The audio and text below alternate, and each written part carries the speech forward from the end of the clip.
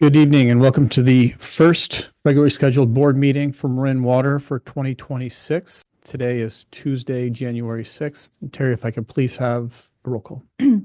Director Ranjiv Kush, Here. Director Diana Mayer, Here. Vice President Jed Smith, Here. President Matt Sampson, Here. and on the way is Director Larry Russell. I think he counts as here, Yes. Terry.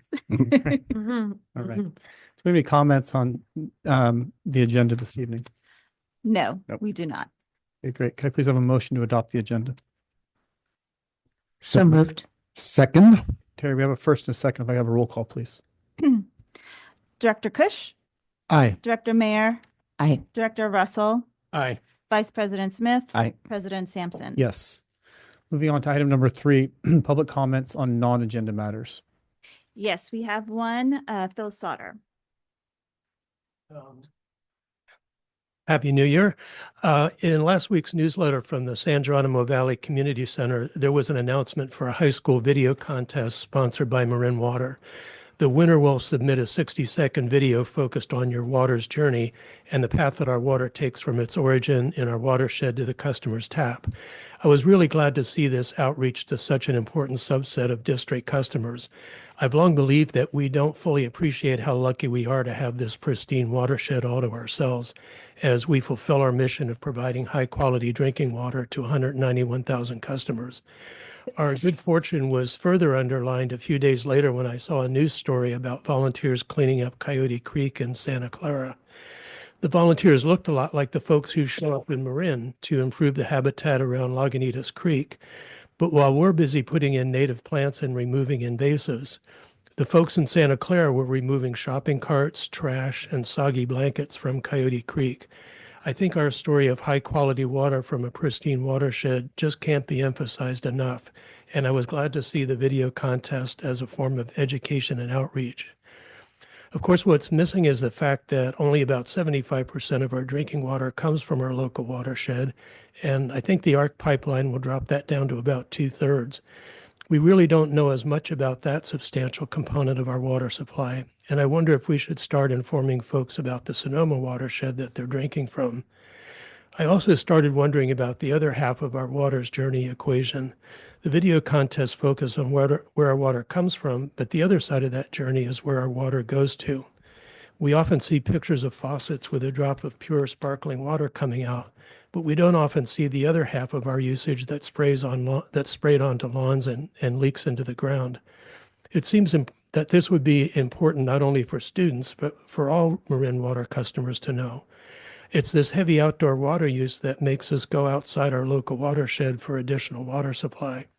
And since we don't yet have a way to distribute lower quality water for large outdoor use, it means our lawns get higher quality water than they need, and the rest of us can't take full advantage of our local pristine watershed and its high quality drinking water. Perhaps this will be a topic for next year's video contest. Thank you. There are no further speakers. Thank you. Moving on to item number 4, Director and General Manager's announcements. Start with our General Manager. None this evening. Thank you. Director Mayer. Nothing. Thanks. Yeah, I was able to head out to Nicasio over the break and spend some time at the school, and it was a great experience. I'm super glad that I was able to be there. They were able to get a emergency permit to help the Army Corps of Engineers rebuild some of the erosion that's going on right along the schoolyard. And they were able to get that in 2 days' notice, which was quite remarkable, as Halleck Creek is impacting their land pretty significantly. They got that and funded it themselves. And I think it's a good lesson for us as we think about how to partner with that community and how to better serve their needs and our impact on that riverway and on the community as a whole. There's probably some lessons to learn. But that's about it. That's my only addition. Great. Thank you. Director Kush. Nothing from me. Thanks. Director Russell. Nothing. I just have 2 shots out to staff. One would be for our watershed director. We got to spend some time with some family friends over the holiday break, and one of their children is a student at Cal Poly San Luis Obispo studying watershed management. And all she kept talking about was her professor mentioning the work that's being done in Marin and Lagunitas Creek. So you're all the way on the map down the 805 area code. So nice work on that. And then was able to pay our water bill over the week, and the improvements to the bill pay site, especially with the history and all that stuff, is noticeable. So it's just really great to see that work being done. It's appreciated. So thank you. With that, move on to item number 5, Board or Committee reports. We'll start with Director Mayer. Director Smith. Nope. Director Kush. I do have a committee report or a report from our watershed committee and special board meeting that was held on Thursday, December 18th of last year. 3 key items. First, staff reviewed the vegetation management report from our fiscal year 2025 Biodiversity, Fire, and Fuels Integrated Plan, or BIFIP. The vegetation management report highlighted many fuel reduction actions that were implemented on the watershed over the past year and presented the work plan for fiscal year 2026. Second, staff provided an update on the district's volunteer and community engagement programs, highlighting partnerships we have with community-based organizations and all the different work activities that they participate in. Finally, staff provided an overview of the committee input that was collected for the Watershed Road and Trail Management Plan update process during the 2 November open house events. Staff also outlined the next steps in the process for continuing this update to the RTMP. The staff reports and a video recording of the December 18th meeting are available on our website. Thanks. Thank you. Director Russell. None. Okay, great. With that, we'll move on to our consent calendar, item number 6. If I could have a motion to adopt the consent calendar, please. So moved. Second. Terry, we have a first and a second. Roll call, please. Director Kush, Aye. Director Mayer, Aye. Director Russell, Aye. Vice President Smith, Aye. President Sampson. Yes. And there are no public comments. Thank you for that. Appreciate it. Next up is going to be our regular schedule items. And the first one is item number 7A, and this brings us to a pretty significant vote for our board annually. And it's one I think is an example of really good governance. And I think it's also very equitable and allows us to distribute the leadership role throughout the entire district and all the customers and that we represent equally. We all get to spend time at some point here as the first among equals, but it's an important transition. And I think it's a great way to actually govern. And I think it's a responsible way that most bodies should be able to do that. So with that, I'd like to go ahead and call for a nomination now to elect a new president for the Marin Water Board of Directors for the calendar year 2026. I would like to nominate Jed Smith to serve as president for the next year, or this year, 2026. 6. Okay, we have a nomination for Jed Smith. Do we have a second? I second. Terry, we have a first and a second. Please have a roll call. Director Kush, Aye. Director Mayer, Aye. Director Russell, Aye. Vice President Smith, Do I vote? Aye. and President Sampson. Yes, Thank you. congratulations. Yay. Switcheroo.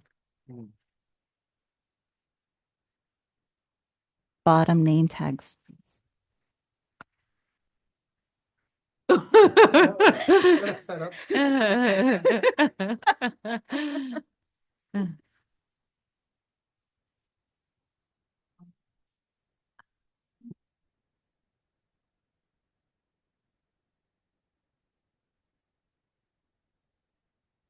Thank you, team. Appreciate it. And it's an honor to be here and to do my best to serve.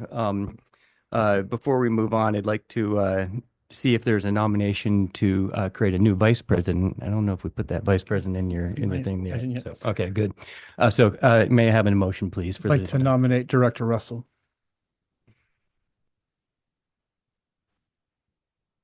Second. Vote, please. Director Kush, Aye. Director Mayer, Aye. Director Russell, Aye. President Smith, Aye. Director Sampson. Yes. Thank you. Go ahead, sir. Switch seats.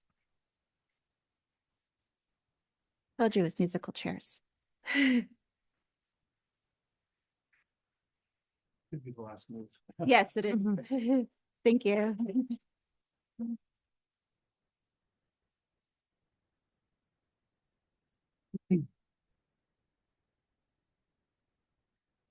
Terrific. Well, I would like to take a moment if you would before you sit down.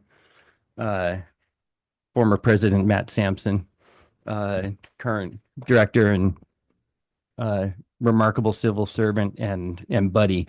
For the last 3 years, we have joined this board together in what I believe has been an action-oriented period of time. We've stopped the bleeding of 2 years of financial losses. We made investments in our infrastructure, in our tanks, and in our pipes. We approved Class 1 pedal-assisted e-bikes on the watershed. We have taken care of our creeks and our habitat in ways that are now nationally recognized, have been for a long time. We've signed a historic 15-year agreement with Sonoma and much, much more. And your leadership has been inspiring for me personally, and thank you for your service. And that you get a pen. No, no. Oh, look at that. Very nice. Very good.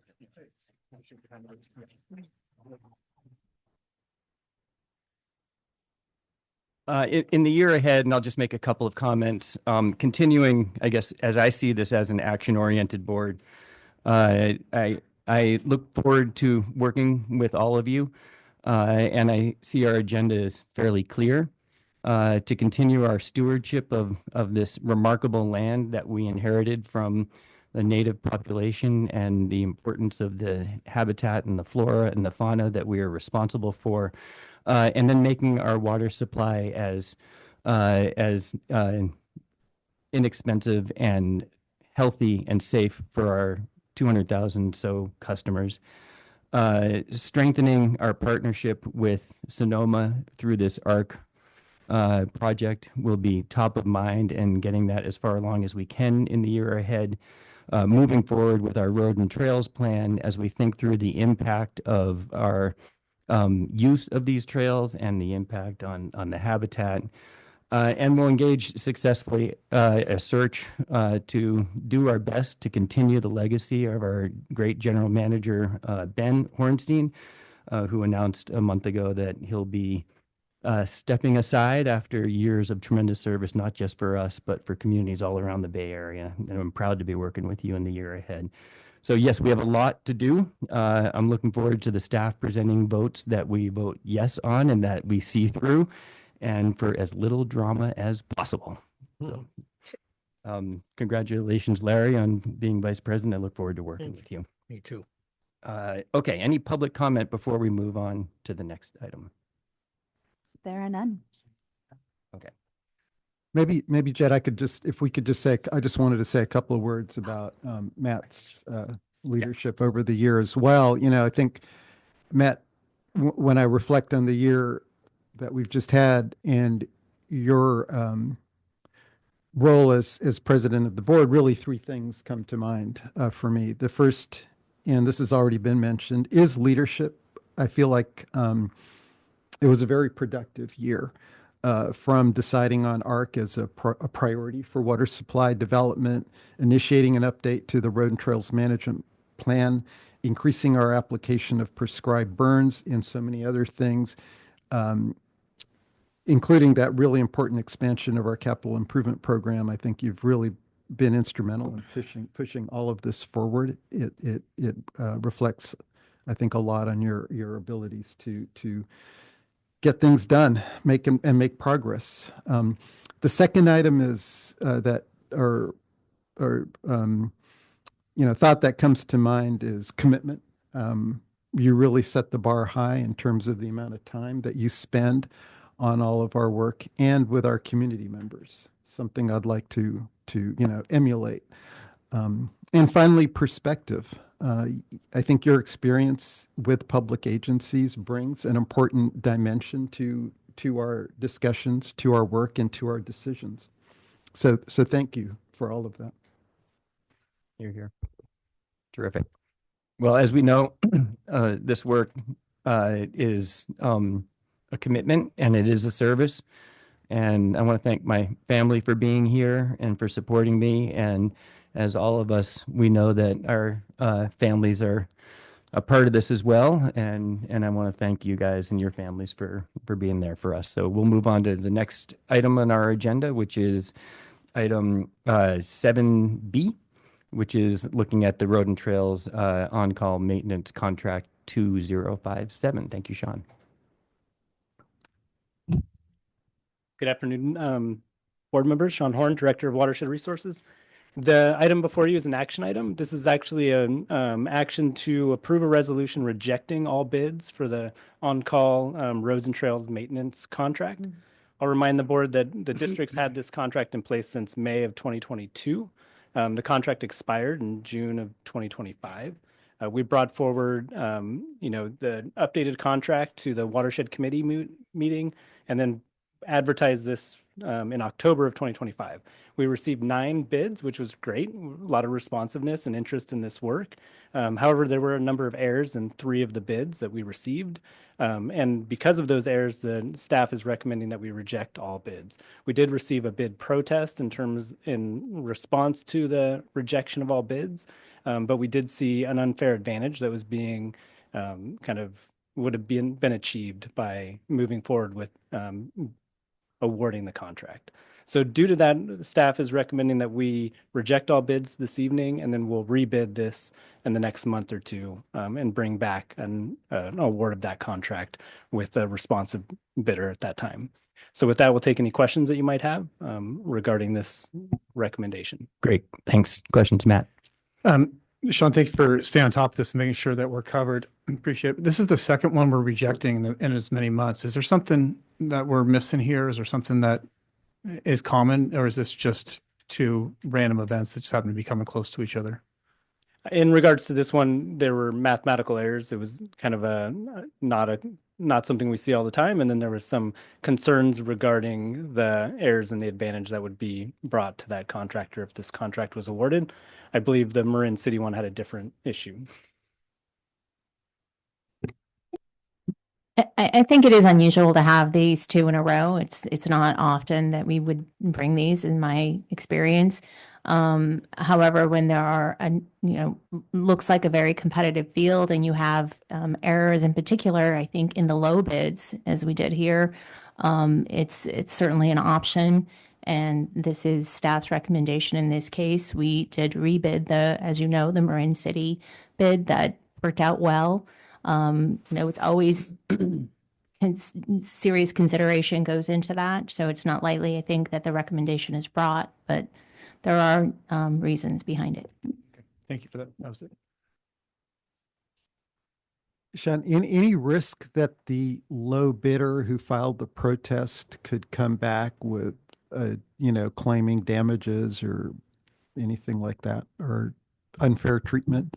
So in the bid documents and notice inviting bidders, there is the option for the district to always reject all bids. I would add that it's also codified in the Public Contracts Code, state law, that the district has that discretion. So we're well covered there. Yes. Okay. Yeah, thanks. No other questions. Great. Diana, Larry, any comments? Only that it would be suicide for a bidder to protest under that condition, because he's coming back to us or to the agency. So it would be something very unusual. Have to be really serious to pursue it. Great. Well, this is an extremely important contract. This is one that's going to help pave the way for the year and how we think through the impact on the road and trails plan. So I have no more comments. Any public comments? There are none. Great. So let's have a motion, please, to approve So moved. the rejection of this set of bids. Second. Vote, please. Director Kush, Aye. Director Mayer, Aye. Vice President Russell, Aye. Director Sampson, Yes. and President Smith. Aye. Thank you. Thank you, Sean. All right, we'll move on to item 7C, which is an update to the new state laws, Levine Act review and review of our board handbook.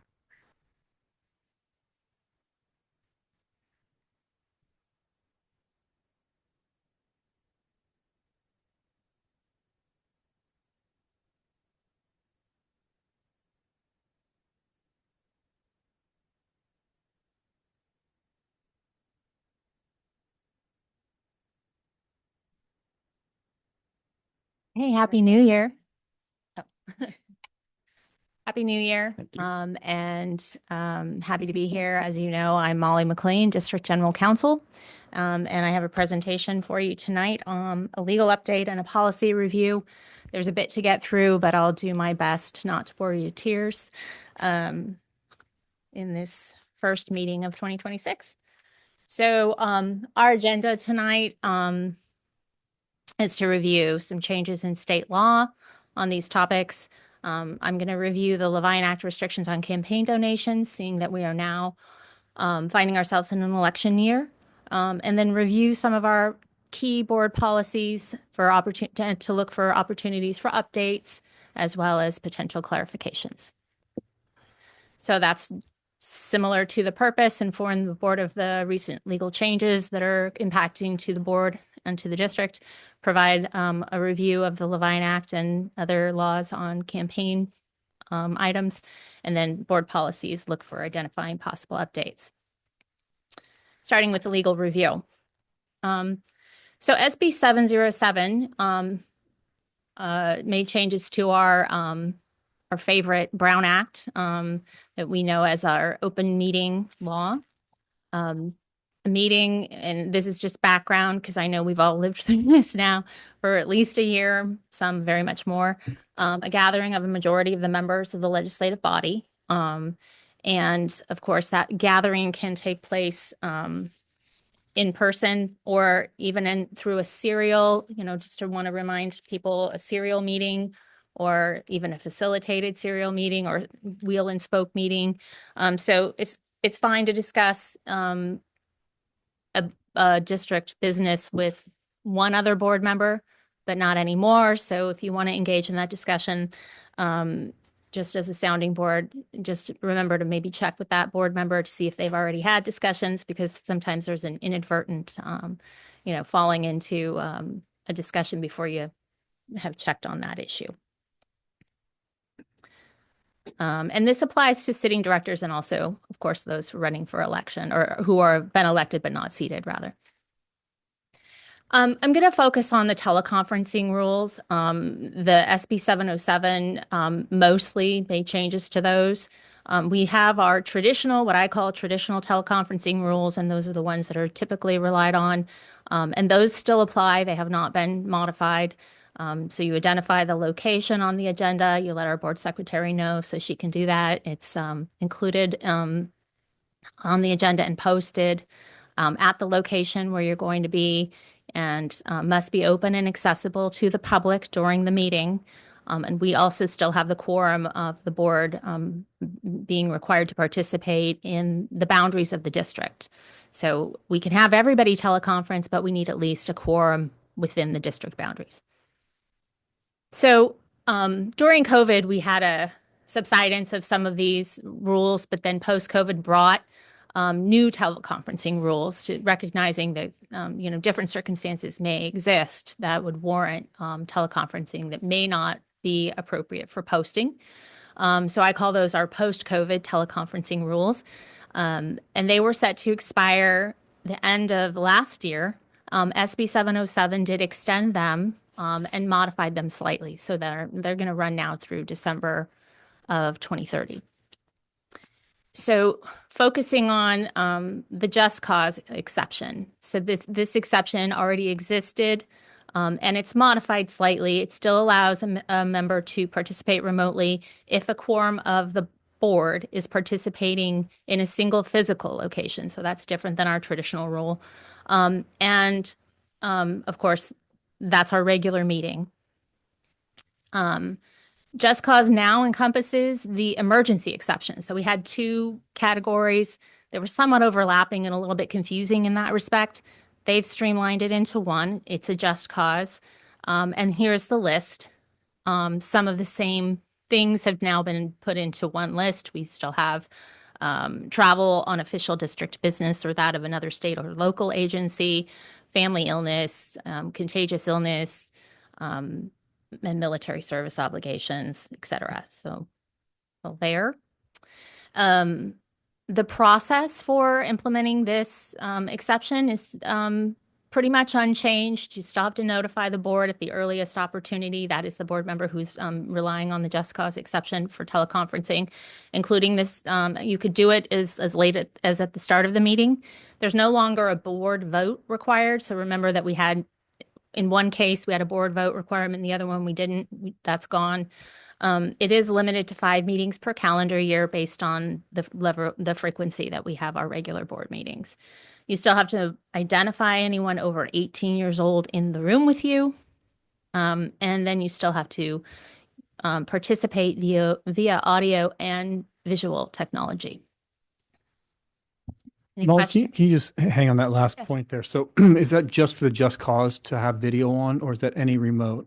That's correct. So it's always been a distinction between the teleconferencing when you're posted versus the traditional teleconferencing rule and these post-COVID rules. We've noted this before, that it is a distinction. It hasn't changed.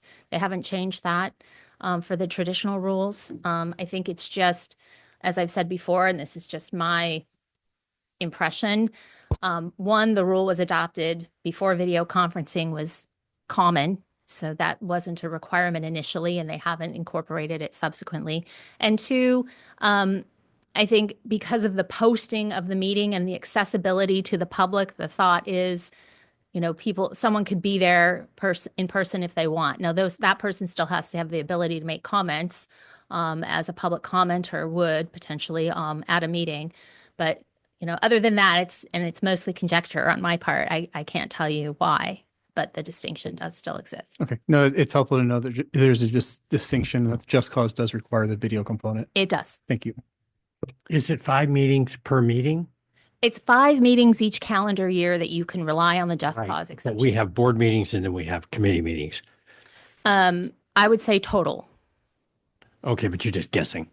No, it says the number of meetings that you can rely on the just cause exception is based on the frequency of your regular board meetings.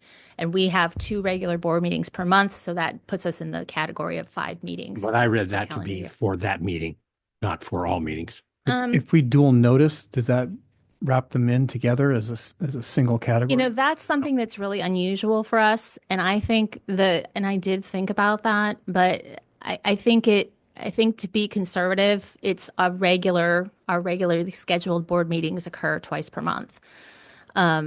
So, I mean, I would stick with 5. Well, based on including, that. I mean, the committee meetings are special board meetings. They're board meetings, so they should count, right? I mean, it's officially Brown Act wise. They it's do a board vary. meeting. We do have, that's true. We have finance, is only committee. Right. We have planning committee. So the most we could say is, well, maybe we have 3 regular meetings Yep. per month that are board, and that would put us into the 7. If we come across that, if Yep. any director needs to rely on it more than 5, we could certainly Yep. look deeper into that. Okay. I think that this is a safe Yep. fallback position for now. The problem I have with this is written for the legislature, for the assembly, Sure. which is a full-time job. This is not a full-time job.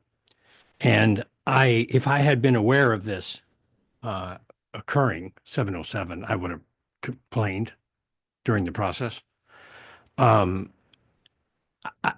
just don't see this as being practical from our end. Like I say, when you have a full-time job like an assembly person, that's what this is written about. And extending it to other groups first was done by just dictate. Now it looks like they've kind of cleaned up a little bit of it, legislative body, whatever that is. I don't know that I'd consider us to be a legislative body. We are. Well, I'm not sure that's the reading of the Brown Act. It's your reading of the Brown Act, but I'm not sure it's their reading of the Brown Act. Can I ask just a quick question on that? So is the total number of occurrences for just cause or just remote? This is just cause. This is Just cause. So remote You can- attendance For the with new cause. post-COVID teleconferencing rules. The So- traditional rules are not capped. Correct. I see. So Yes. just cause is only Yes. for 24 what? It's short notice, emergency Short notice. situation. Yes. I Yes. see. Sorry, Ahead, Larry. let The 'em know you traditional can do the- rules that all we day went long. over Yep. have not changed. Okay. So you can still notice as long as you provide your location, we post it, it's accessible to the public, it meets all of those first requirements that we talked about. This is just for the second type of post-COVID teleconferencing. So don't get sick more than 5 times a year. At the last minute. If if you want to rely on the just cause exceptions, sure. If you can post the meeting, I mean this is for, of course, those instances where you don't want public participants in the meeting because or in your location because maybe you are sick or you have I contagious, see. right? Okay, that's not clear. Yep. Okay. Yep. So you don't have to allow the public in these instances. So it's not a function of contaminating the board, but it's contaminating anybody that comes to see the I'd meeting. say it's both. Okay. but- Yeah. That's interesting. My read. Okay, yeah, so just to follow on this conversation, which has been helpful, and Larry, your questions have been helpful. So I just want to make sure I also understand the traditional teleconferencing rules. You know, these are the ones that require notification in the agenda, Yep. public posting, Yes. and accessibility to the public. Yes. Just cause allows you to bypass some of those things Yes. if you have a short notice emergency. Yes. As listed. I'm sorry if I wasn't clear on that, but yes, I absolutely think correct. you were, Molly. I'm And- slow on the uptake because you've been through this. We've been through this before. We have, and this is just an update on the changes to the post-COVID teleconferencing exceptions. Like I said, the traditional still are unchanged, and they do not have a cap, Larry. So if you're traveling and you have your location, you can still attend that way without a limit. Great. Any other questions? All good. Okay, moving on to SB 827.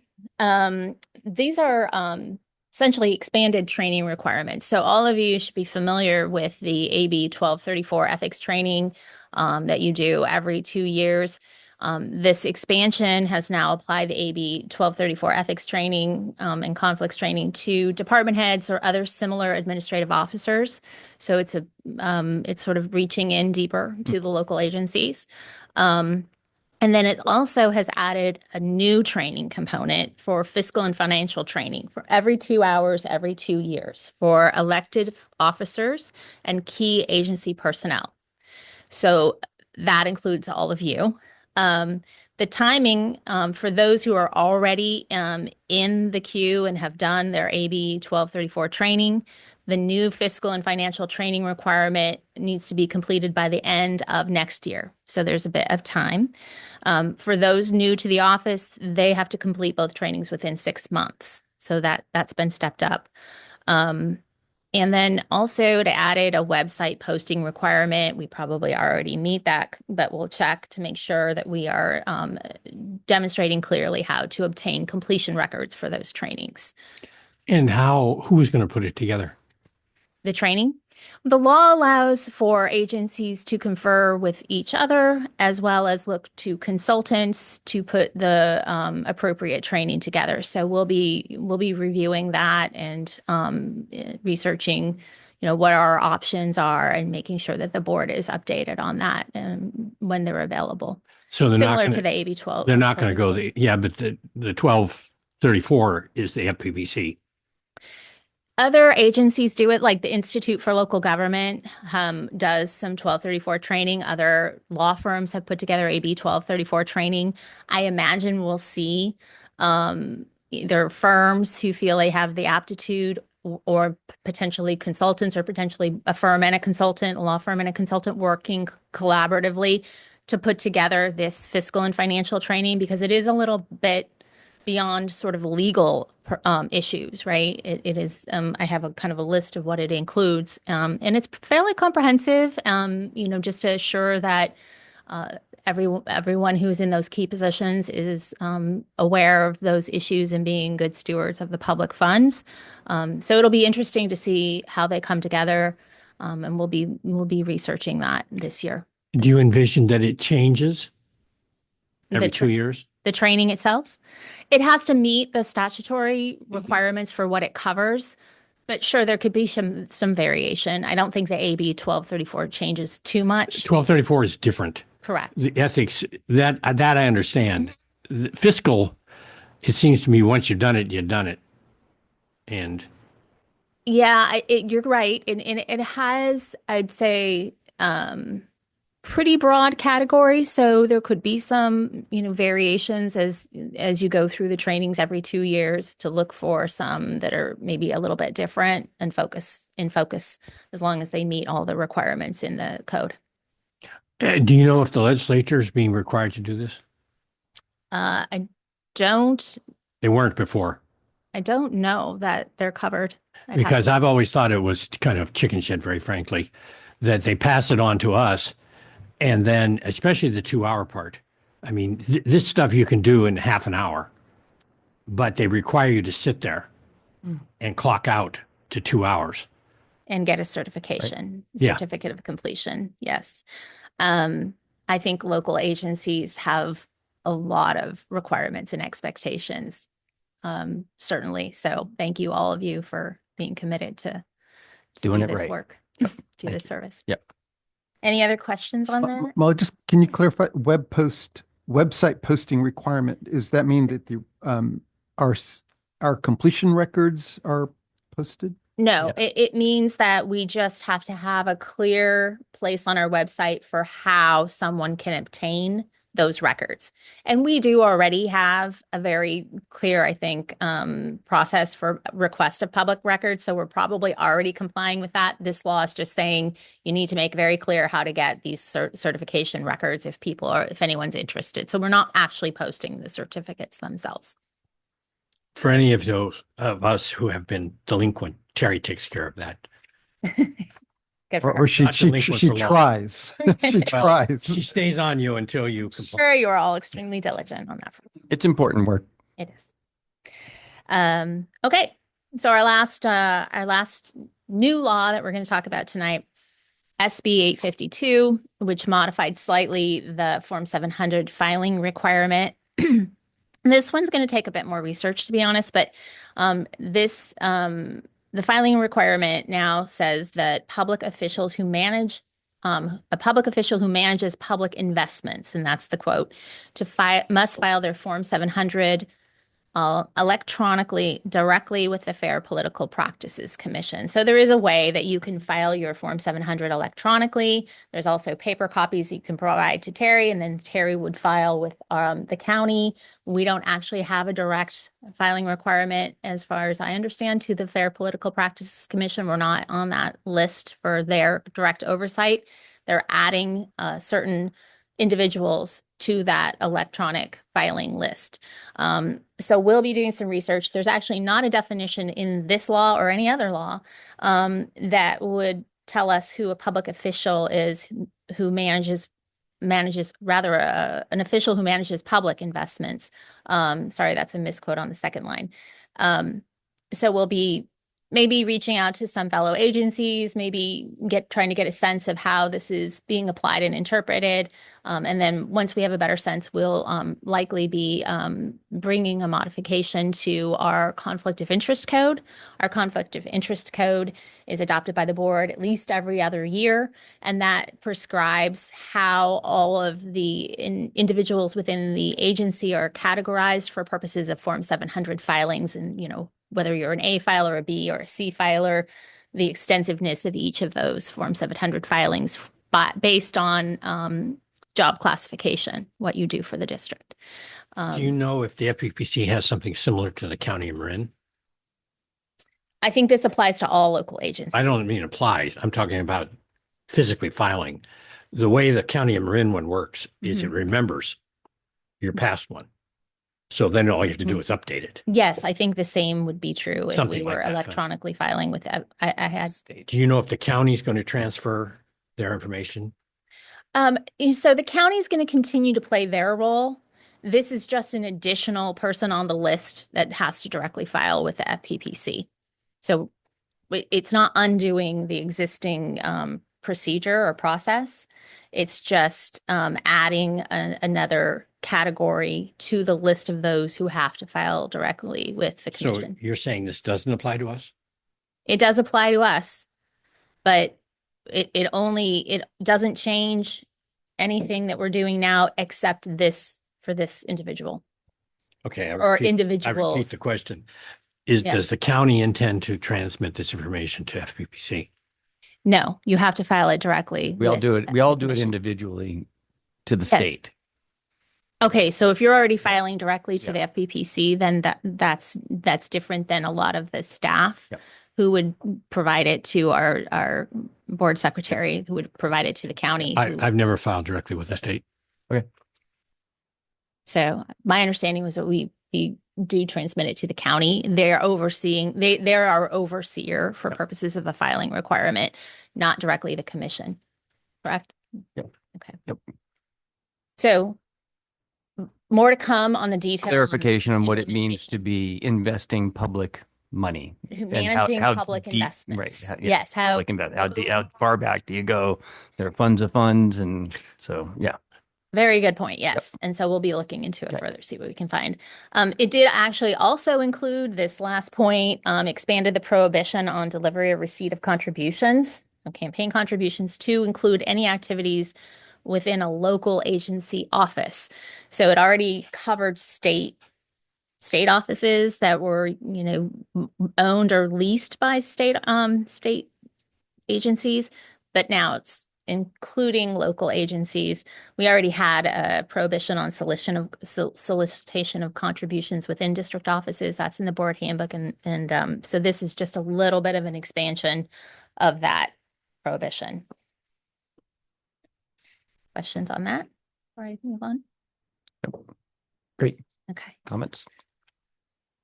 Okay, so we're going to hit our next area of review, campaign related laws. So as many of you know, the Levine Act was modified effective January 2023 with slight updates in 2025. And this is known commonly as the no pay to play provisions of the law. It prohibits an official from soliciting, accepting, or directing campaign contributions of $500 or more from a participant or their agent having a proceeding in front of the agency. More breakdown on the definitions of some of those terms on the next slide.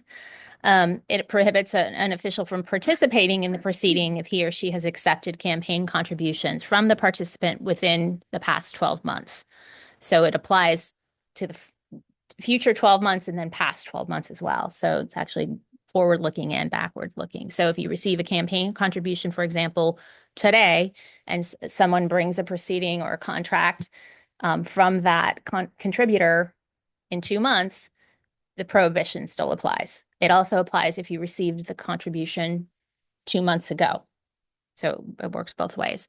It does have a provision to allow officials to cure the conflict by returning the donation within 30 days of learning of the donation or the proceeding. And that's anything over the $500 limit. So official includes elected officials, which it used to not, but that was the 2023 change, and those running for office. Proceeding includes a contract, a license or a permit, or other entitlement for use. So contract is probably the most likely scenario here. So just to be keeping your eyes out if you're in a campaign this year for who's making those donations. It could also apply to a settlement agreement, which is ultimately a contract. It does have exceptions for competitively bid contracts, contracts that are less than 50,000, labor and contracts that are negotiated, personal employment contracts, as well as contracts with other public agencies. I didn't include that here, but it's in the staff report. So like I said, it applies to contributions 12 months past, 12 months prior in the proceeding in the following months. Any questions on that? Okay. Just a couple quick other things that apply in an election year: prohibition on mass mailers, public expense. So this is a bit of an arcane law because it applies to actual tangible paper items, which are less common than they used to be, of course, but still applies. They're not allowed to feature an elective officer, and they're not if they're mass mailed to 200 or more, and they're paid for from public funds. So that's for the mailing itself or for the production. And there are a lot of exceptions to this, such as press releases and meeting notices, et cetera, that are, we do on a regular basis. So just a reminder, it's not very applicable, but you never know. And then this prohibition on mass mailing takes a sort of larger than life, more comprehensive prohibition within 60 days prior to the actual election. Lastly, we have Government Code Section 8314, which just says it's unlawful for an elected state or local officer, including any appointee, employee, or consultant, to use or permit others to use public resources for campaign activity or personal or other purposes which are not authorized by law. This does accept de minimis use for phone calls or some emails or even use of office space, as long as it's de minimis. Okay, so we got our election year update. Great. Any questions? Nope. Okay. Thank you. All right, so we're jumping into policy review. Our 3 key policies are what I'm going to be focusing on. And first, our first policy is our board handbook. It was adopted in 2021, updated in September of 2021, and we did a pretty thorough review, pretty comprehensive review and update in November 2024. If you recall, those of you who are here, we took the board ethics policy number 50, and we kind of incorporated those provisions into the handbook and then sunset board policy number 50, so that we had more of a single stop comprehensive document. It's a guidance document for our board members, and it contains information regarding the function of the board, important oversight work and processes. It's intended to facilitate the board affairs and assist the board in complying with open meeting rules and other laws. So it's intended to be complementary to applicable laws and requirements. So that makes it a living document that requires regular update in order to make sure that it's accurate. Few areas for possible updates for the board handbook. One, to update for current legal authorities that we just discussed, the changes where we're referencing the Brown Act teleconferencing rules or training requirements. Obviously, those just changed as we discussed. So we want to make sure our board handbook is accurate in that respect. The other is just to update on our committee structure and noticing changes that were made by the board last year that we want to capture. And then as I'm reviewing the final document, there may be other little typos or corrections that I might identify. So the plan would be for this, for this item to be brought back to a future board meeting with a red line showing proposed changes, and not an action item, of course, for tonight. Any questions or additions from the board? Things that you've noticed that maybe aren't as clear they could be? How does that lead to no dual noticing? So the board handbook speaks to how we notice or noticed our committee meetings as duly noticed. We have now an exception for the Finance and Administration Committee meeting. So we just want to call that out, make sure that Oh, we're you're accurate. saying that's in the current. Correct. I So we see. just update the board handbook to reflect that change. There in is policy. no dual noticing in the handbook. That's what you're saying. Right. The handbook doesn't distinguish amongst the committees at this point, but it should. Okay. The next board policy is our board compensation policy. So that was last updated in May 2024, along with our travel reimbursement policy. It identifies what constitutes service eligible for compensation.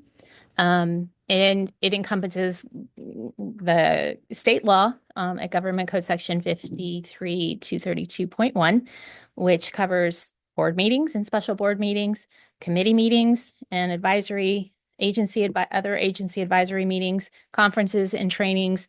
And the Government Code section specifies other occurrences as adopted by board policy. It also includes our board compensation code. This was updated after the last policy in November of 2024. policy should be updated to reflect that it now applies $250 per day for service rendered, but caps the number of days of service at 8 per month. And then these are the other activities authorized for compensation. So you can see there's quite a bit of a list. And if it's not on the list, then it's something that could be requested of the board for authorization. So areas to consider for clarification. So I've heard some questions that have come up, and I tried to include them here. One question was, well, what if we have the Finance and Administration Committee meeting now, which now will be only attended by the chair and the vice chair, the 2 board members, and we notice it only as a standing committee meeting. Other board members can attend either by Zoom or in person, but cannot participate in the meeting. Should that be compensable, or should it not be compensable under our board policy? Point of clarification was raised at our retreat. Similarly, I think is, say you were interested in what happened in person at the FAC, even though we do have committee reports now specifically on the agenda to update other board members on what happened. You're interested in seeing it directly, and you review the meeting, because as you know, we Zoom them all, and then we also record them and post them on our website. Should that be compensable? Or if you were absent from a board meeting because of travel or other reasons where you couldn't attend by teleconference, and you want to review the board meeting, should that be compensable service to the district on our policy?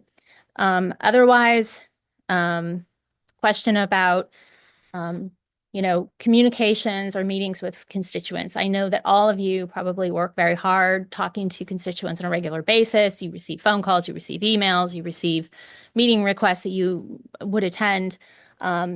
Should those be compensable if they are self-directed and not at the request of staff or the board?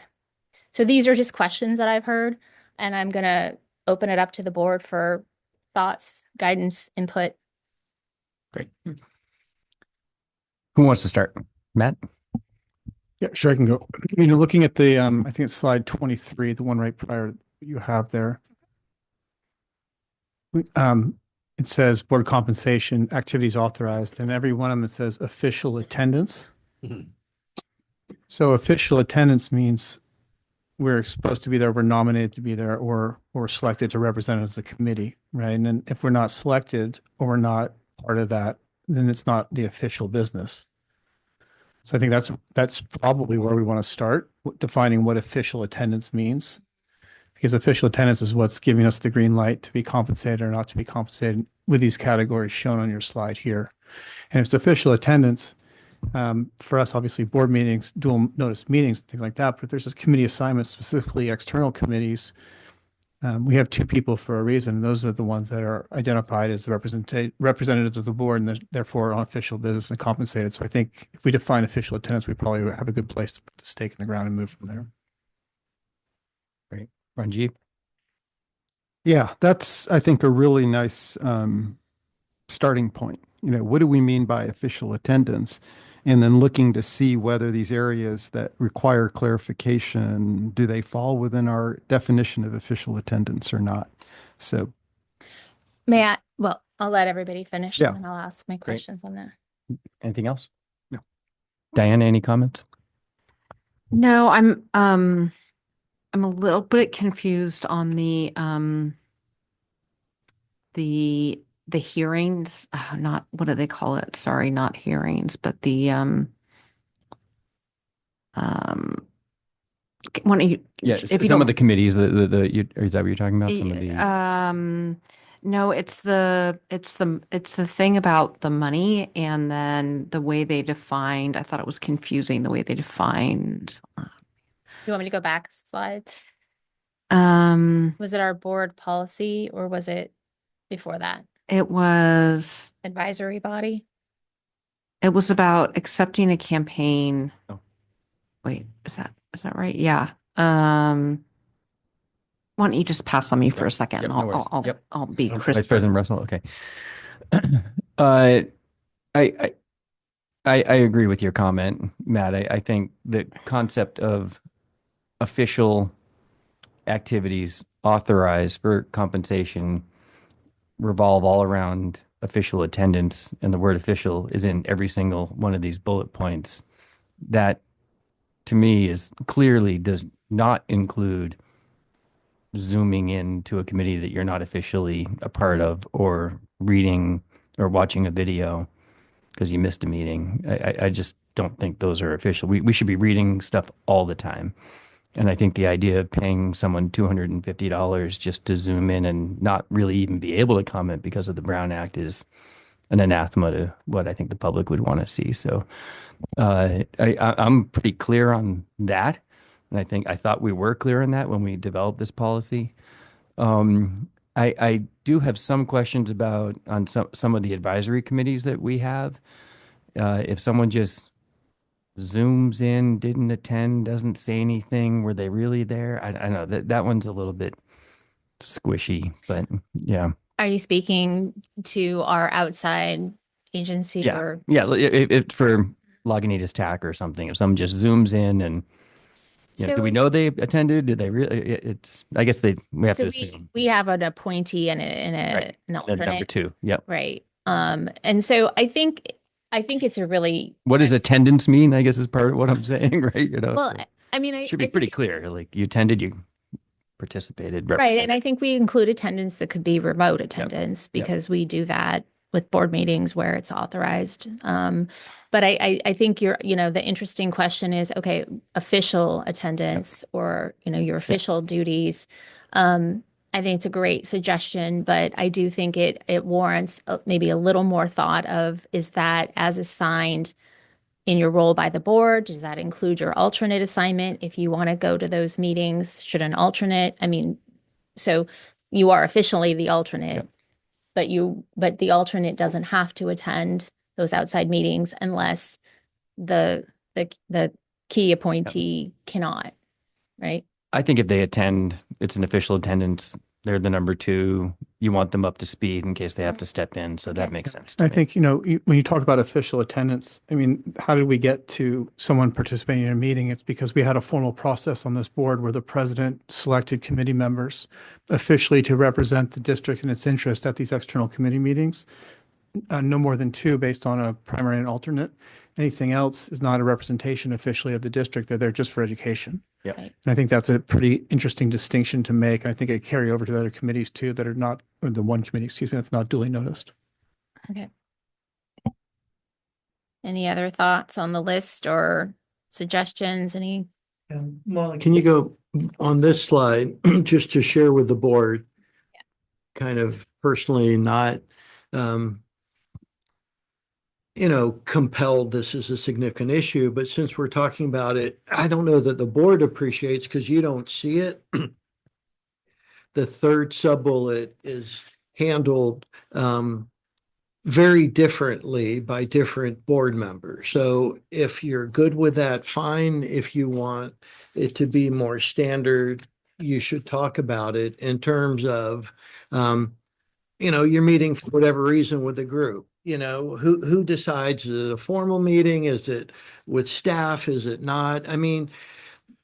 We do want the board to be out there, and I'm just sharing, some will go to some meetings and not even think or want to submit, and others do submit. So it's just not consistent. I don't think it's good or bad. But Yeah, just to that's share a that. good point. And I think that's worthy of some more discussion. So I think we do have a concept, I believe, that the general manager and president do approve of Well, items, right? If I may, I'm going to go back to our activities authorized, because obviously meetings are not on our Self-directed meetings are government code. Yeah. So they're in this category or they're not. Right.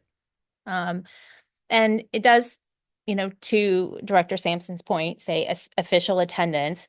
We do have an official attendance at by a director on behalf of the district, everything you do in your role probably, but at community ceremonial or public outreach events held by or supported by district staff. So I think that is a qualifier.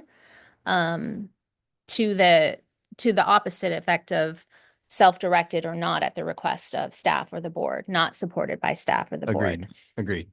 So, That makes sense to me.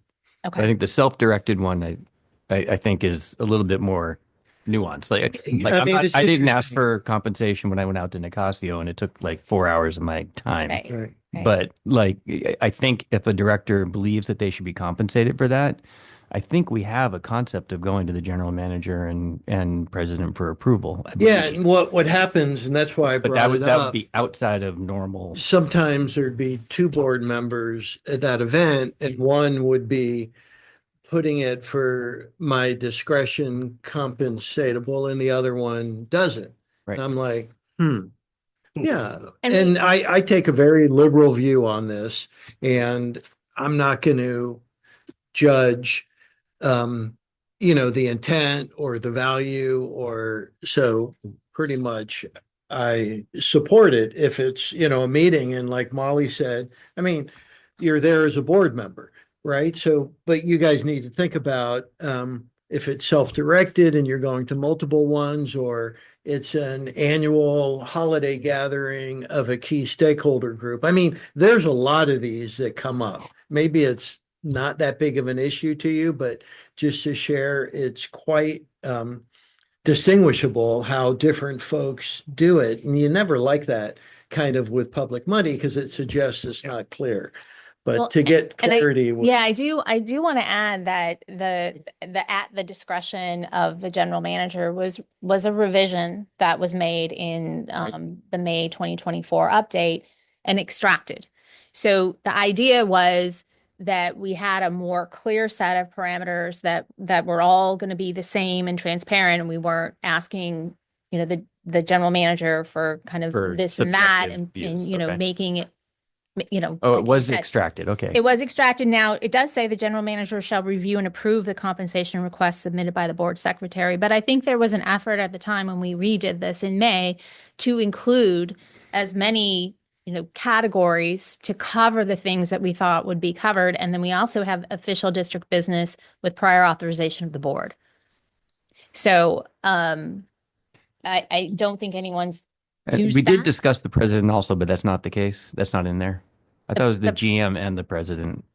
Nope. I think this is actually from the language that we landed on. So I Okay. remember exactly what. Well, we if we have the opportunity to look to include that, just because I don't want to throw all the refereeing on that seat over there. There should be one of us having a vote or at least some input on that. Actually, I think the action's by the board, not by the president. Okay. That might be right. The president proposes the listing, but the actual implementation comes from the board. I think that's right. That sounds good. And I don't think that a board member should have that capability of approving makes or sense. disapproving. Ben's paid to do that. So does that makes mean if sense there's to a me. subjective concept, like self-directed, was it good or not, that's not covered here, and then that comes to a board vote? For compensation, right. So the idea that I think we were working with back in May of 2024 was let's define all of the activities as clearly and thoroughly as we can. Let's take the onus off the general manager for saying yes or no, because, quite frankly, or his boss, not to put too fine a point on it. Yeah. I mean, it does put him in an awkward position. Not that he's perfectly capable of, making these calls, but he's saying, I'm going to err on the side of, saying seems reasonable unless it's clearly unreasonable. That's something we did take out of the last policy. We do still have other official district business prior authorization of the board. I do think it's correct, Larry, that it's the board that should act on that, not any individual.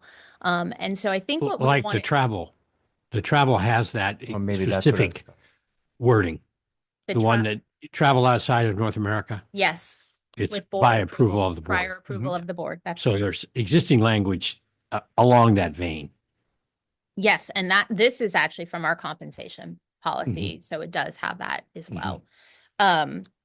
So I think what we want to do here is focus on what do we think should be included as matter of category and fairness, and what do we not. I think I'm hearing some clarity on the attendance issue because we're looking at official attendance, we can try to dig into that and be clear. Yep. Like, that's kind of a board assigned role or a request by the general manager or staff, or a staff supported function.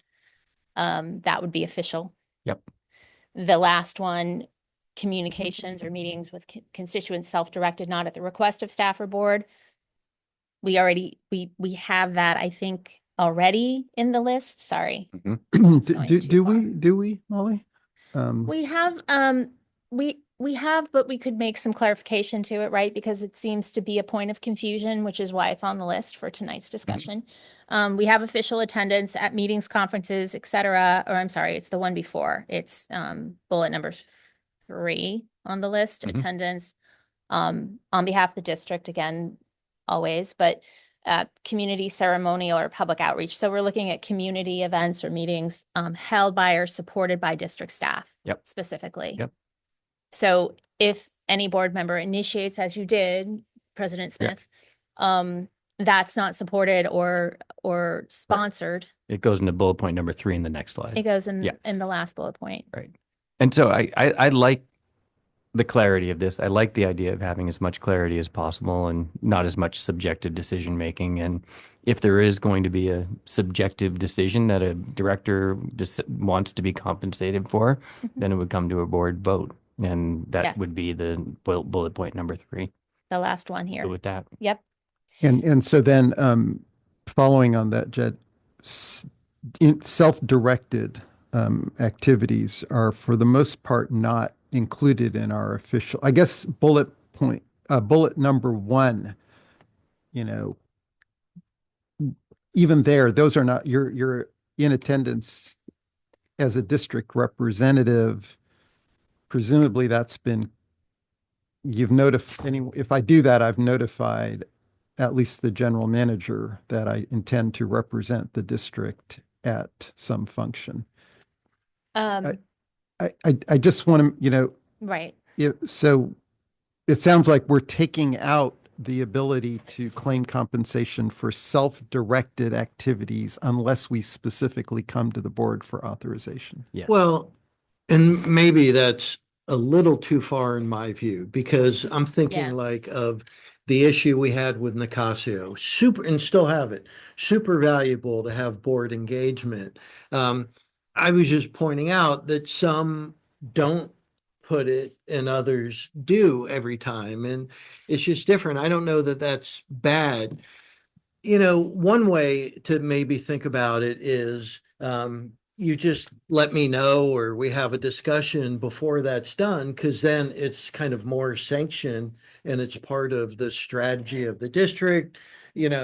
I didn't say, oh my God, please don't do it or something like that. Because anyway, that's one way to address it. It's not completely self-initiated, right? That's the thing I think you'd want to get away from. I've had 6 meetings this month. They're all self-initiated. I don't see any of that, but that would be a way just to clean that up. Self-initiated, great. Just mention to the GM, talk about it. Boom. It's kind of no longer a one-person decision-making. And treat everyone the same. Like, Right. no matter what, you should Right. treat everyone the same. Right, absolutely. Okay. So could we include a category of self-initiated meetings that have been communicated to the general manager or discussed with the general manager? Sorry, maybe I'm confused. We're not saying just because I told him I'm going to go, I'm going to get paid for it. Well, yeah, what I was doing is accepting Jed under that scenario for me to say, I don't see that as an official meeting, but sounds good. Or, some kind of discussion on, I don't know, I just wouldn't want it necessarily to take away all of that Important work. important, you got to meet with the bikers sometimes, and the board really does, right? To be effective, you need to do that Yeah. in the interest of the district. You just want to be, kind of transparent and thoughtful, Well, on the compensation I'm side. curious about public's response to this also. I think you have a lot of feedback, but we have some more discussion on this last point, it sounds like. Do you have any other comments? I mean, I'll just note, I think for me, the gray area around the self-directed meetings that for me feels important is that very often I'll be going to a community function, often because I'm a board member of Marin Water, but certainly this year often related to my campaign activity. Right. So Right. I'm going to the San Anselmo Christmas party. Right. Right. And I'm there because I am putting myself out so, that's a self-initiated. I might, I certainly shouldn't be claiming compensation for that. Right. That's What I was thinking with the discussion with the GM is, it's like, two signatures for any check, never one signature, just have that second that gives it, is why I was thinking, not for me to like control things at all. Okay. Well, I'm not, So it sounds like we don't want to take away entirely the ability to go out and represent the district, but we would like some, I think, transparency around that or some prior knowledge, Transparency. Yeah. okay, Accountability. accountability. okay. It I seems to think me that it's good from the district side to know what's going on. So I don't have a problem with identifying that to the GM and saying, I'm thinking about this, or I did it, I'm going to do it, just so you know. Yeah. It does allow input then Hmm. as to potential longer strategies that are Yes. happening, et cetera. And it does give someone a heads up that makes it a little less like self-initiated that you're just going to different meetings. I do want to highlight that number one, attendance at as in your official role at meetings, events, and functions, including civic, business, nonprofit organizations. That's on the list, and that isn't official attendance. That is in the director's, Hmm. you know, Yeah, but Molly, I think that official one role. blends with the third bullet point too. It's the same thing, it to some extent, right? And I think that's the clarification what we To need some to have extent. is that there's a lot of the same words in both of those. Well, you mean, yes, blends with the meetings, Right. right? Right. Yeah. So some maybe further clarification. Yeah, I think it would be good to just make sure that those two are well defined and different. Okay.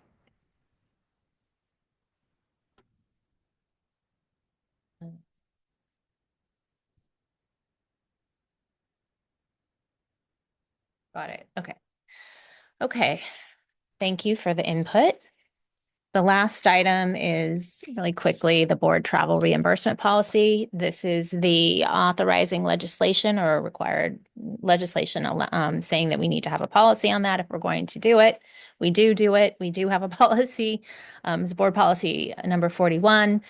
We did update it at the same time as we updated the board compensation policy. There were some minor modifications to it, I think clarifications. So this is generally what's covered. And it is to reimburse expenses for conferences, meetings that are outside the, over 70 miles away, for example, where you're traveling, or attendance at conferences, for example. I'm sorry, I already said that, or maybe meetings back in DC, which I know have happened sometimes for lobbying for, funding sources. So what's allowed is identified here.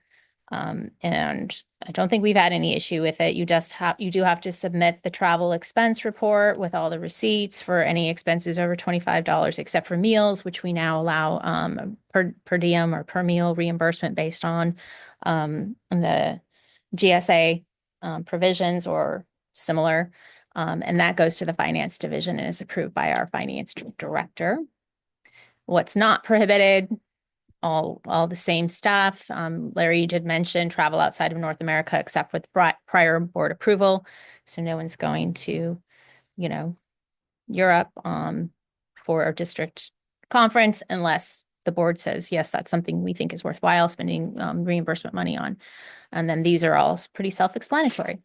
I don't have any suggested items. I haven't had questions on this necessarily. If there are questions on the reimbursement, travel reimbursement policy, now is a good time. Yep. But I haven't heard them. So I don't have any suggested revisions. I think it's working well for us. Yep. Okay. Great. So next steps, just to review, So staff will review the new law requirements and take necessary steps to ensure compliance, which includes identifying appropriate fiscal and financial training opportunities, as we've discussed, identifying key staff for the new training requirements, reviewing, kind of digging into those requirements of SB 8052 regarding the Form 700 filing, and potentially bringing updates to the code of interest, or conflict of interest code rather, as appropriate. And then also to return to the board with policy revisions. I think specifically the board handbook, as we've identified, and a few updates for the board compensation policy that we've just discussed, and we'll take a stab at that and be coming back in the future. I think it might be a good idea to clarify Mm. the Form 700 a little bit. Sure. There are different philosophies Mhm. about Form 700s. I had the opportunity to review Dianne Feinstein's, and it was like 10 million, less than 10 million or more than 10 million. That was the division they made. And I think we probably need a little more guidance on it because it's tricky as to exactly what it means. For instance, if you have IBM stock, I'm just picking an example, HP, IBM, a multinational company, the issue of doing business in the district, Mhm. not inside of the district necessarily, but in the territory of the district, obviously those companies do business within the territory, Chevron, whoever you pick. Mhm.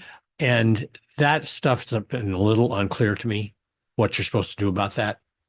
So Larry, I think you're talking specifically to the requirements in the Fair Political Practices Act and ensuing regulations that the commission has put out, and how to navigate those questions. Yes. Understood. They can be confusing. If you have specific questions, you can start with me. And if I can't figure out the answer, and I'm not an expert on that subject, we can go to the commission. They have advice and assistance folks there for filing to make sure that you're complying with the requirements. There are some, there's a lot of guidance document that they provide with the Form 700, but it is a lot. So we can look at that and see. There's also some probably advice letters that I could research for you if there's questions. So happy to do that. Can I? Sure. Sorry. Yeah, Well, no. are you done? Molly, the two things I was confused about, did you say you're going to get clarification on about the public officials who manage public investments? Yes. Okay. Well, what that means. I will do my best. It's to a determine. weird phrase. So, and then the other thing, I just want to make sure, and I think you gave us a separate document, which, but you were talking the Levine Act, the changes that happened in 2023 and then 2025. So that's if someone gets $500, say, for their campaign. So say they get someone at Gelati writes them a check or something. Right.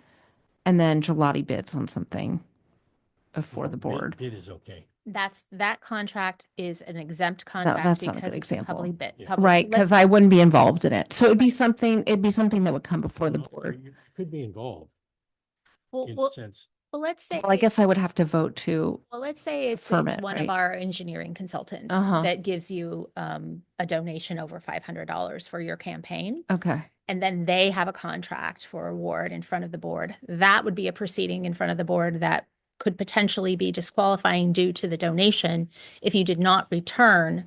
Or you could return it You and could say, return I want to anything vote. over the $500. So $500 is allowed, no consequence. Anything over the $500, you would either have to return or you would recuse yourself, just like you would recuse for conflicts of interest that arise because of your Form 700 filing or Government Code Section 1090. For Okay. example. It Yeah. has already happened on this board, It has. or to you being on the board.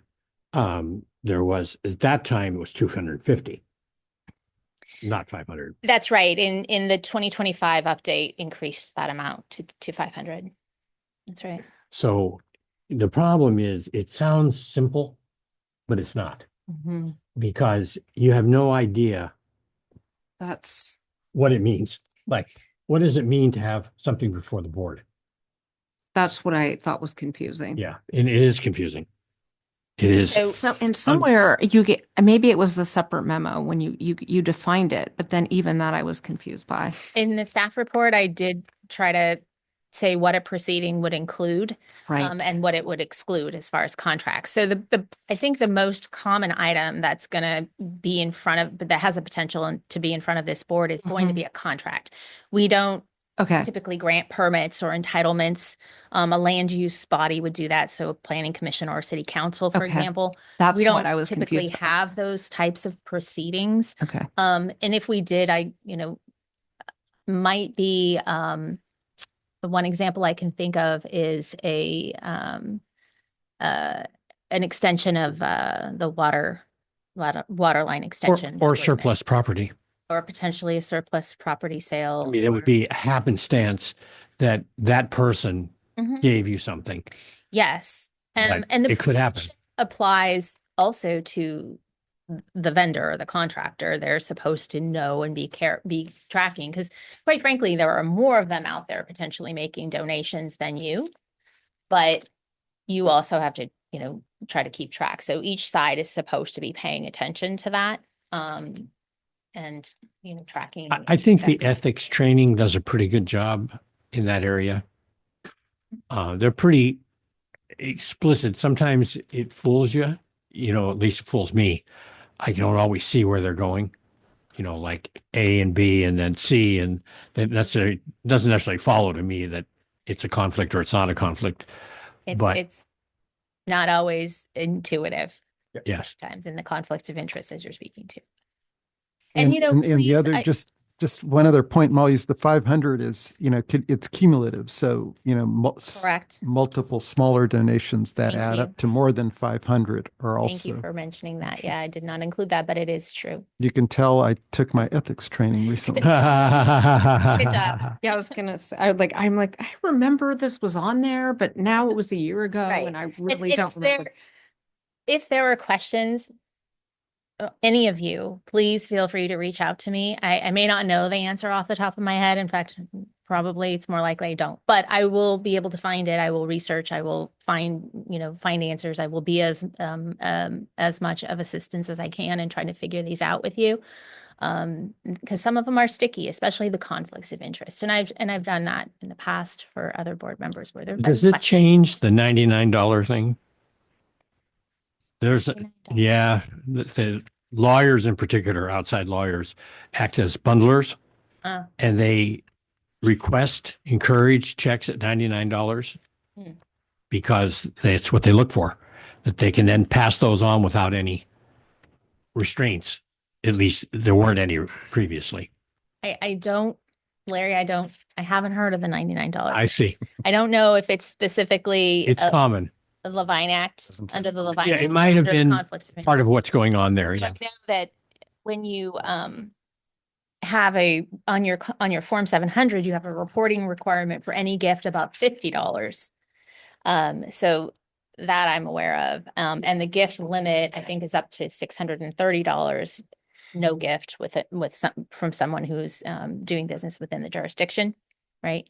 So I don't know about I'd have to look into the $99 bundling thing. Well, trust me, it's coming. Okay, keep an eye out. Great. Public comments now? Any more? Great. Any public comments on these important policy and state updates? Yes, we do have one, Phil Sauter.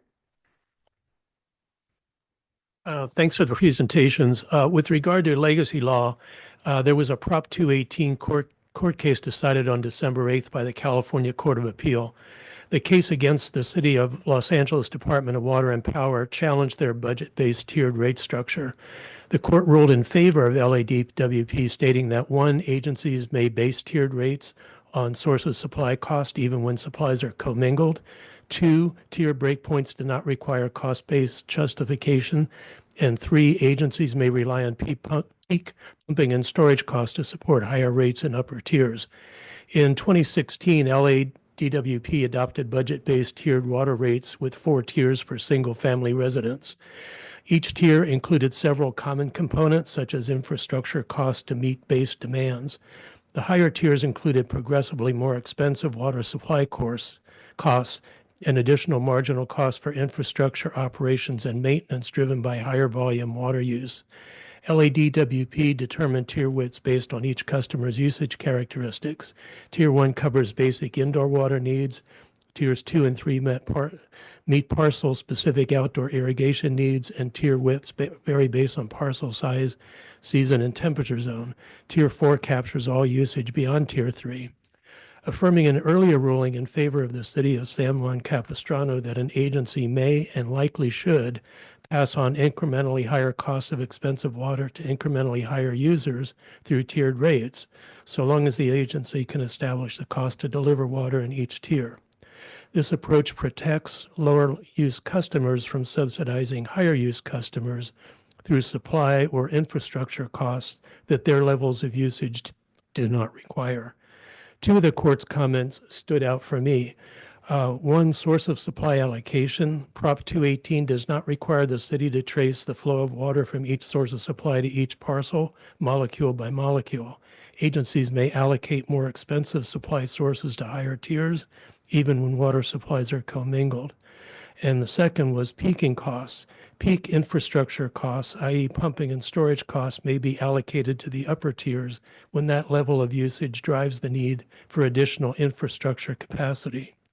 While our legal team will have the final say, it has always made sense to me that our heaviest users should pay for the majority of projects like the ARC pipeline and local recycled water infrastructure that they need to water large outdoor landscapes and that the rest of us don't need. I continue to believe when it comes to allocating costs fairly, Prop 218 is our friend. Very quickly, there was also they ruled against the LA group on subsidies to lower income customers, and I ran into one of Molly's colleagues in the hallway who said they're aware of that, and our subsidies from ratepayer revenue, they come from other sources of revenue. So we're clear on that one. Thank Thank you. you. Any other public comments? There are none. If I may respond really quickly, want me to do President it? Smith? I was just going to say, first of all, thank you, Phil. I'm aware of the case, and that pertains to rate making, and that will be discussed and looked at that time. I don't think it pertains to any of this, though. I'm just wanting the board to know. Yeah, Phil, we always appreciate your comments, and they're always thoughtful, although that's probably a items not on the agenda comment. And unless we're getting compensated by the tiers, which I don't think we are, I think we're in good shape. Yeah. I did it because of laws, and we're talking about laws. And Policies 218. Okay. Got it. What does budget-based mean? There are different, I think, uses of different terms. I think it's they use the water budget-based terminology It's in water that. budget. Water budget-based terminology in that case. However, it really wasn't water budget-based in the sense of the type of discussion we've had about water budget-based. It was water budget-based specifically with respect to there were regions and zones that were identified. So it's similar to what we used to somewhat do with our connection fees. Exactly. They identified arid areas. That's what I was where thinking about. There may be higher evapotranspiration, and that was an area treated slightly differently for water budget Yes. rate setting. As you know, Los Angeles is Keeping on a the very agenda. large area. Yes. Thank you. I think you have your homework to do. So if you can bring it back as soon as possible, that'd be great. I'll do my best. And probably we'll need to have a little more discussion around it because there wasn't total clarity, but I think we're getting really close. Without any more comments, let's end the official board meeting for now, and we will reconvene with our Marin Municipal Water District Financing Authority Board meeting. And that is now at 6:26 with Brett Uppendahl.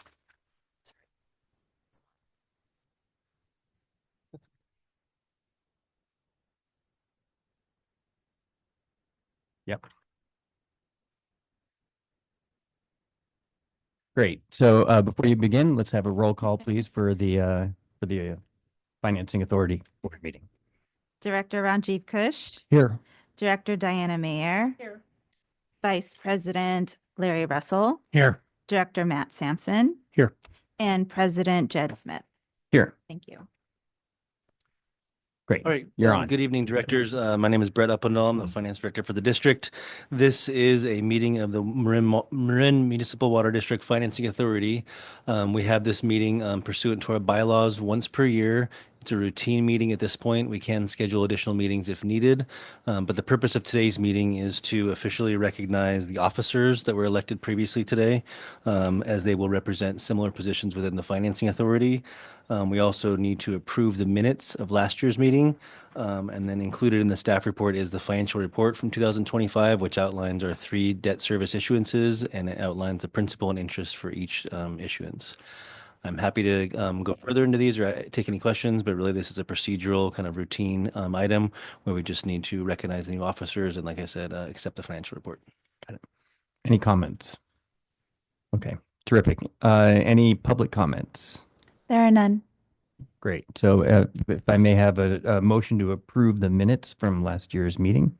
So moved. Second. Roll call, please. Director Kush, Aye. Director Mayer, Aye. Vice President Russell, Aye. Director Sampson. Yes. President Smith. Aye. Great. And then now, do we need to approve the new officers, or is that I think we take it Fine. all, typically we've taken it as one motion to confirm the officers Those as officers previously and minutes. with yourself as president. Go ahead. If I may, I'm sorry. I think you could just make a motion to confirm the officers and accept the report now, and then that would be the only great. thing remaining. So we'll make that second motion, please. So moved. Second. Roll call, please. Director Kush, Aye. Director Mayer, Aye. Vice President Russell, Aye. Director Sampson. Yes. President Smith. Aye. Thank you. I think we're all set. Thank you very much. Meeting is adjourned. Happy 2026, everyone.